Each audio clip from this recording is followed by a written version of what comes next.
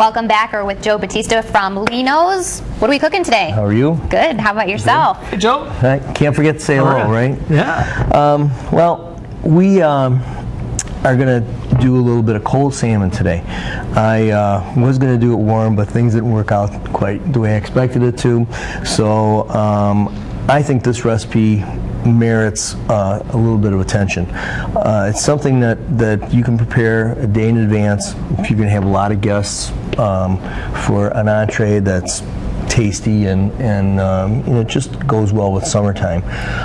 What I did today was I made myself a salsa out of tomatoes, jalapeno, some lime, cilantro, and some onions, which I don't show on the plate, but Look at that color pop in there. And we're going to do this with a little bit of an Italian flair by adding a little bit of olive oil to it also. But you know, salmon is probably a fish that is misunderstood by people. They think it's strong tasting and a lot of people don't want to try it.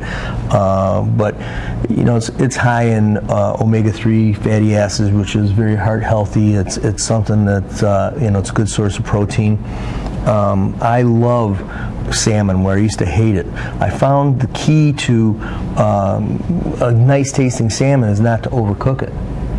And what I did with this was I took all of about 5 to 7 minutes, and I cooked the salmon to about a medium internal temperature.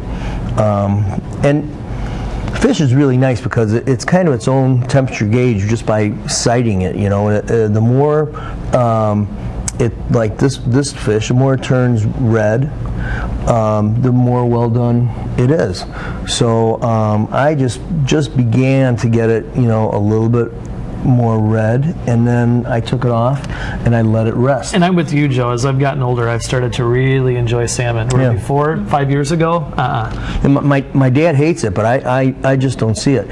And like I said, I mean, this can be prepared in the morning, the night before, put it in a cooler. I take this and I marinate it with some oil, salt, pepper, and garlic in a baggie.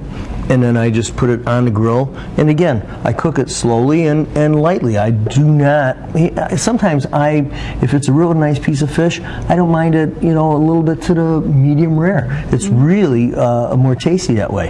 And so anyway, I took this and we chilled it overnight.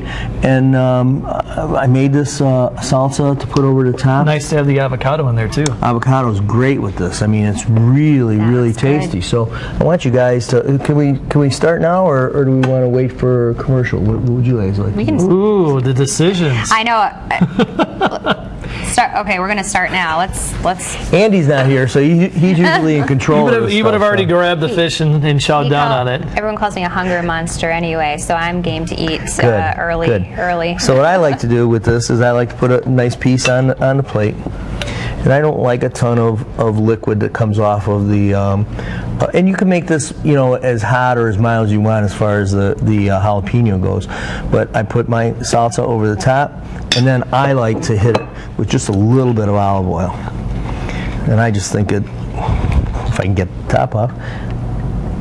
Oh, looks good. And it's kind of, you know, Thank you. A pleasant cold dish. Nice glass of white wine goes with this. I'm sorry, excuse me. No, you're fine. I think too, like you said, the key is not overcooking it, because I think I love salmon, but when you overcook it is when it doesn't taste very good, gets all dry and a shortage of forks. You mentioned farm-raised salmon and then wild salmon. Well, what are the differences there? The wild salmon is usually a much better tasting fish. It doesn't have any colors to it. I'm sure that this fish has some type of dye to make it more red, but. You know, I think the flavor of this fish is a very good fish. So I consider the flavor a gauge of quality, and the company that produces this is Icelandic. I don't want to do a commercial for them, but I just think that the more you buy high quality brand name stuff, the better off you are in a meat or a fish like this. Meet your approval? yeah, delicious. We'll be right back.